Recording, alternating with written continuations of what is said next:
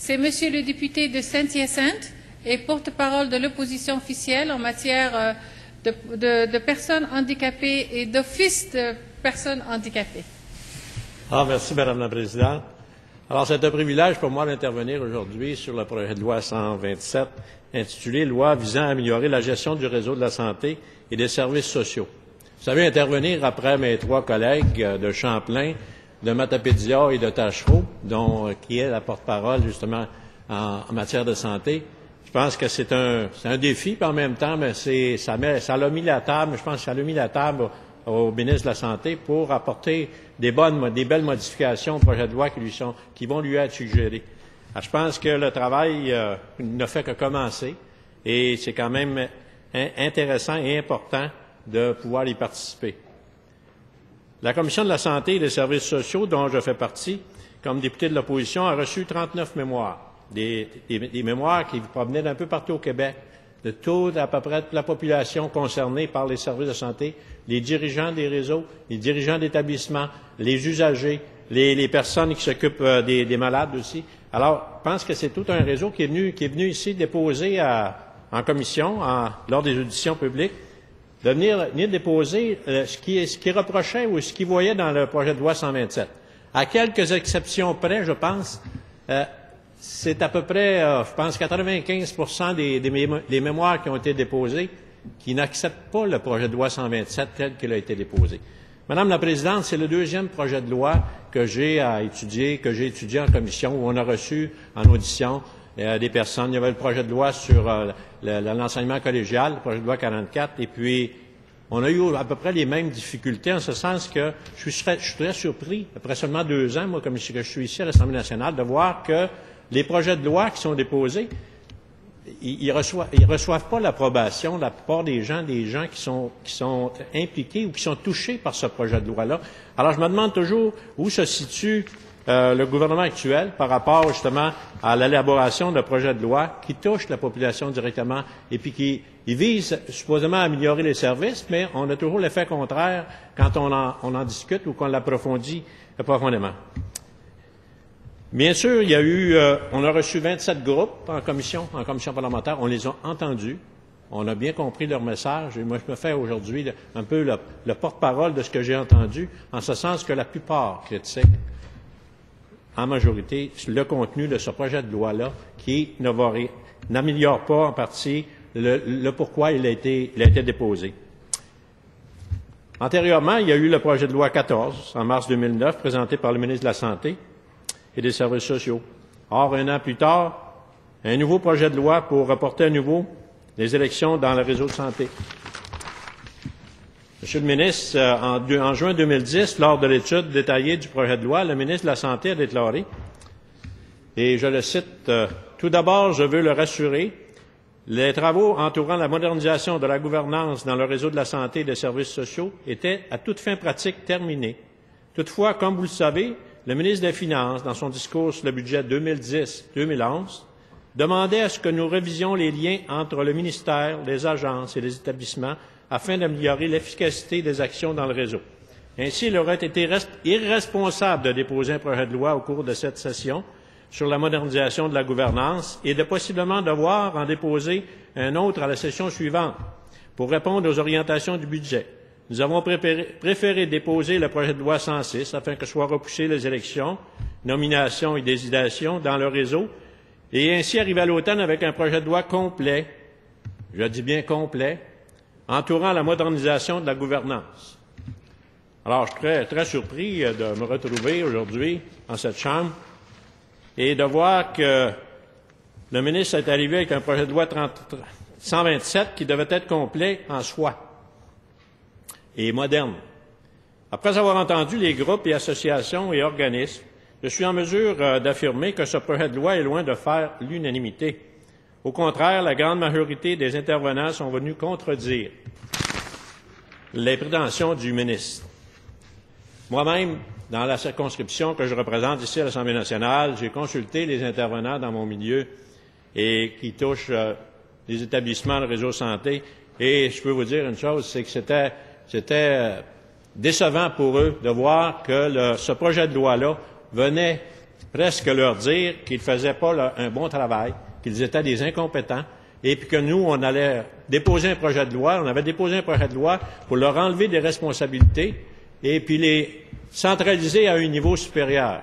Alors ça, c'était décevant pour les intervenants du milieu, puis je pense que le ministre, il en a pris bonne note, je pense, lors des auditions, puis je pense qu'il faut arriver à trouver des solutions qui vont faire en sorte qu'on va redonner confiance et on va redonner l'autonomie aux établissements et non pas l'inverse. Lors des auditions, M. le ministre a dû répéter au moins une vingtaine de reprises que ce projet de loi visait à régler 3% des problèmes du réseau santé, des problématiques vécues par lui et son ministère avec le réseau.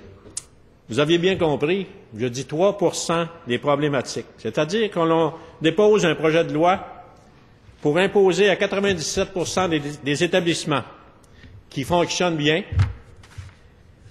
plus de contraintes administratives, plus de paperasse, moins de responsabilités au conseil d'administration et représentation de la population, moins de représentants de la population, moins de représentants des usagers, ce qui est grandement diminué. Et ça, c'est tout à fait abominable. Le projet de loi 127 prévoit une réduction du nombre de citoyens élus et d'usagers sur le conseil d'administration des centres de santé et des services sociaux et l'abolition du forum de la population. Imaginez-vous, alors qu'on veut connaître les besoins des gens dans nos milieux respectifs, il y avait un forum où les gens pouvaient aller se faire entendre.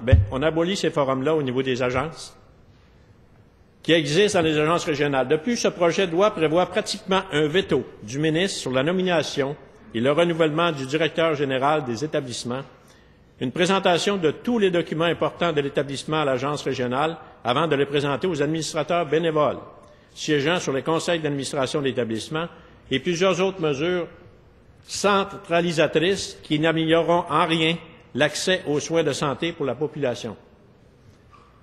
Plusieurs intervenants sont venus dire au ministre de la Santé que, Madame la Présidente, que ce projet de loi-là allait à l'encontre des règles de bonne gouvernance des institutions. Alors ça, c'est important de l'entendre. Puis c'est pas n'importe qui l'a dit. C'est M. Michel Nadeau du REGOP qui est venu dire au ministre de la Santé, vous allez à l'encontre de toutes les règles normales de bonne gouvernance dans les institutions en mettant dans votre projet de loi ce qui est inscrit actuellement. Le ministre de la Santé aurait dû s'attaquer à la bureaucratie en clarifiant les rôles respectifs des établissements de santé, de l'Agence régionale et du ministère de la Santé. Le ministre rate la cible. Il manque une belle occasion de dégraisser les structures. En fait, le ministre fait exactement le contraire. Il ajoute de la bureaucratie, dédouble les contrôles et la paperasse. Il n'y a rien sur la révision des mandats des différents paliers de décision. Bref, les grands perdants sont les citoyens qui travaillent pour recevoir des services, d'être écoutés. Rien dans ce projet de loi ne permet de dire qu'il y aura une amélioration de l'accès aux soins. Il y a un réel problème de bureaucratie dans le réseau de la santé. Les établissements de santé passent un temps fou à remplir des formulaires exigés par le ministère et par les agences. Ce qu'il faut, c'est un vrai débat sur le rôle de chacun des paliers de gouvernance dans le but de réaliser des économies qui pourraient être réinvesties dans les soins aux patients.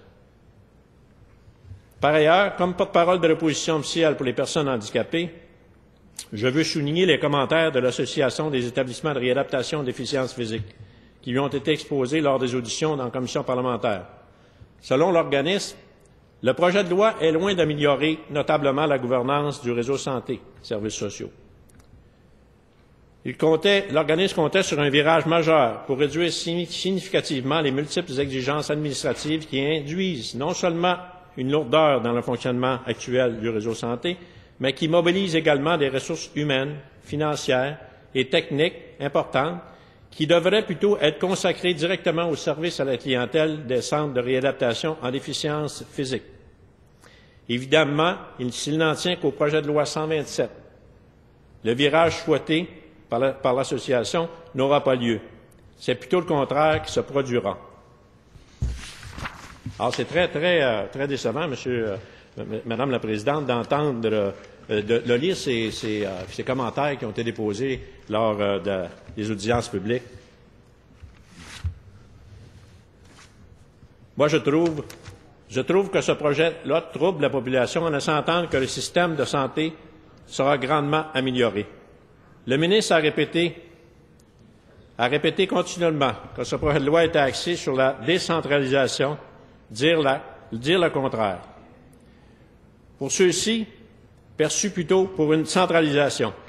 Alors que le ministre a répété à plusieurs occasions lors des auditions, Madame la Présidente a répété plusieurs fois, on l'a eu, je l'ai bien enregistré, que c'était de la décentralisation. Alors que les intervenants qui sont venus déposer en commission ont toujours dit, c'est pas de la décentralisation, Monsieur le ministre, c'est de la centralisation vers le haut des responsabilités des gestionnaires d'établissements du réseau santé au Québec. Alors, c'est ça la vérité du projet de loi 127. Pour ceux-ci, ça a été perçu plutôt pour une centralisation accrue des pouvoirs et des décisions qui relevaient des CA des établissements, vers les agences de santé et vers le ministre. Pour vous prouver que ce que je lis, c'est vraiment véridique, je vais vous lire quelques dépôts de commission, des conclusions qui ont été rapportées. Alors, je vais vous déposer celle de l'IGOP, l'Institut de la gouvernance dans les organisations publiques et privées. Il est essentiel que le rôle de chacun des paliers gouvernementaux soit revu afin de s'assurer qu'il n'y a pas une duplication des responsabilités, que la reddition de comptes soit appropriée et que l'autonomie des CA des établissements ne soit pas brimée. Ça, c'est M. Michel Nadeau qui déclarait ça. Si ces mesures étaient retenues, la gouvernance des établissements de santé connaîtrait un net recul par une accentuation sans précédent des pouvoirs du ministère.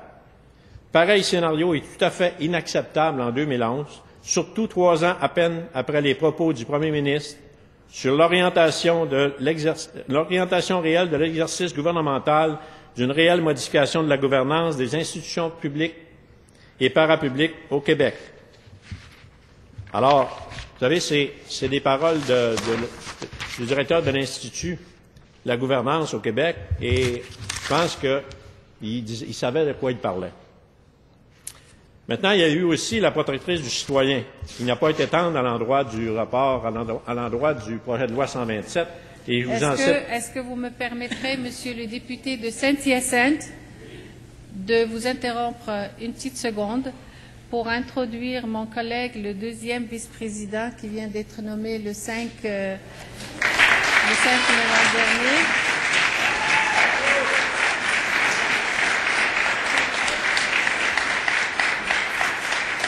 Et ça va, on n'écrit pas. Donc, il va prendre la relève et je compte sur vous pour respecter le règlement, pour lui permettre de passer cette première expérience.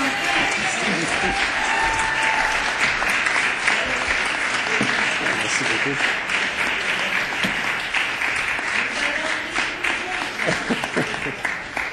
Alors, merci pour cet accueil très chaleureux et, Monsieur le député, veuillez poursuivre votre intervention. Merci, Monsieur le Président. J'en profite pour vous féliciter de votre nomination à titre de vice-président. Alors, j'en étais au dépôt du rapport de la protectrice du citoyen lorsqu'elle est comparue devant la commission, et je vous lis ses commentaires. Elle croit que les changements proposés dans le projet de loi auront peu d'effets concrets et immédiats sur l'amélioration des services aux citoyens. L'accès à des services de qualité, clairement définis, bien intégrés et dispensés à des coûts raisonnables passe par un allègement des structures, une imputabilité renforcée, une clarification du panier de services que l'on ne retrouve pas dans ce projet de loi. À son avis, il faut renforcer la capacité de gestion de l'ensemble des acteurs véritablement imputables du ministère aux établissements. Pour ce faire, on doit clarifier les rôles et le partage des responsabilités, signifier des attentes claires et réalistes et donner la marge d'autonomie nécessaire pour mettre en œuvre ces attentes et gérer les risques. L'examen que la protecteur du citoyen a fait du projet de loi s'est appuyé sur 3 préoccupations de gestion et un impact sur les citoyens: la coordination, l'imputabilité, l'équité et l'offre de services. Pour ce qui est de la coordination et de l'imputabilité, la protectrice note que des zones de confusion persistent. Elle questionne notamment la complémentarité des rôles entre le ministère, les agences, les directeurs généraux des établissements, ainsi que la place que doivent occuper les conseils d'administration. La protectrice du citoyen juge par ailleurs essentielle la participation des représentants des usagers au sein des conseils d'administration et, conséquemment, exprime des réserves sur la réduction de leur représentation prévue au projet de loi.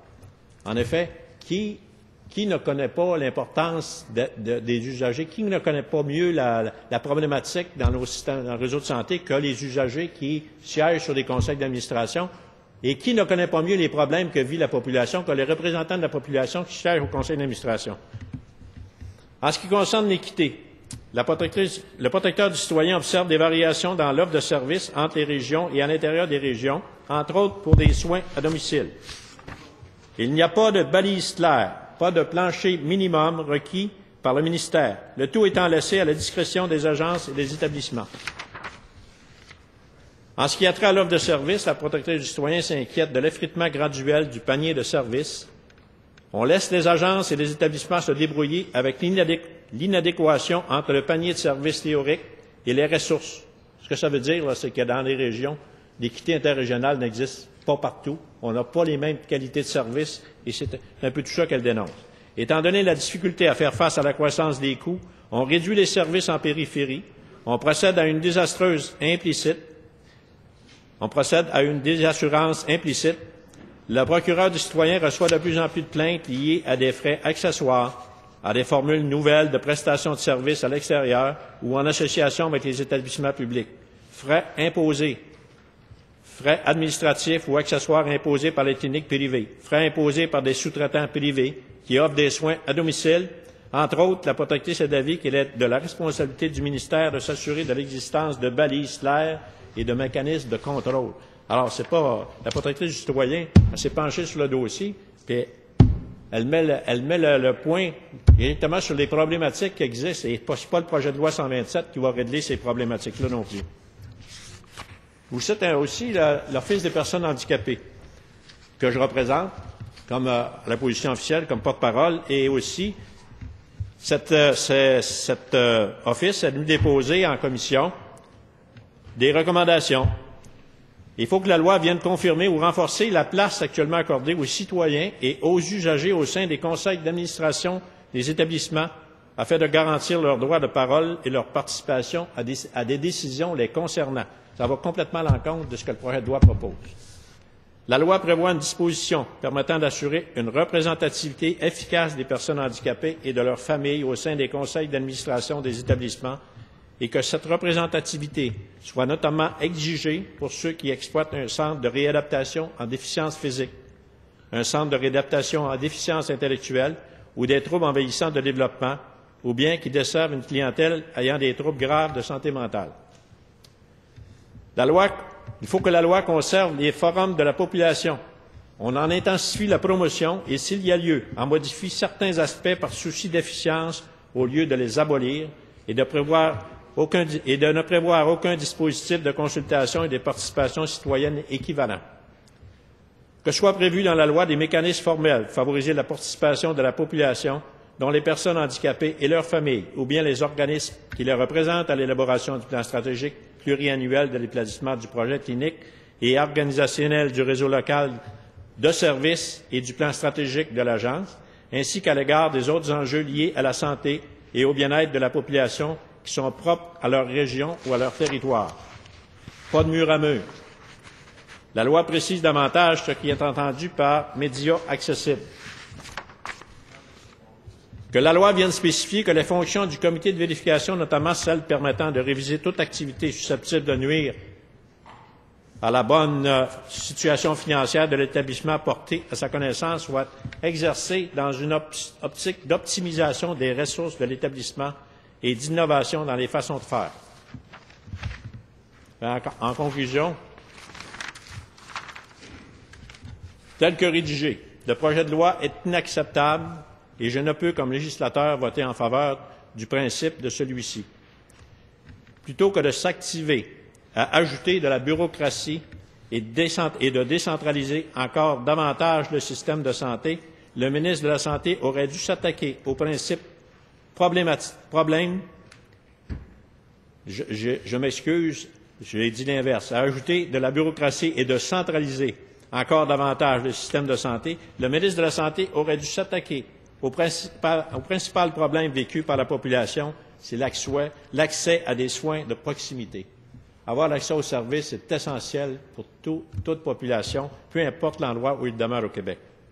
Je ne peux être en faveur du projet de loi 127 tel que rédigé, car il est clair que le gouvernement rate la cible. Il jette un désaveu envers les gestionnaires du réseau de la santé et des services sociaux qui travaillent chaque jour à s'assurer qu'on offre les services dont les citoyens ont besoin. Merci, Monsieur le Président.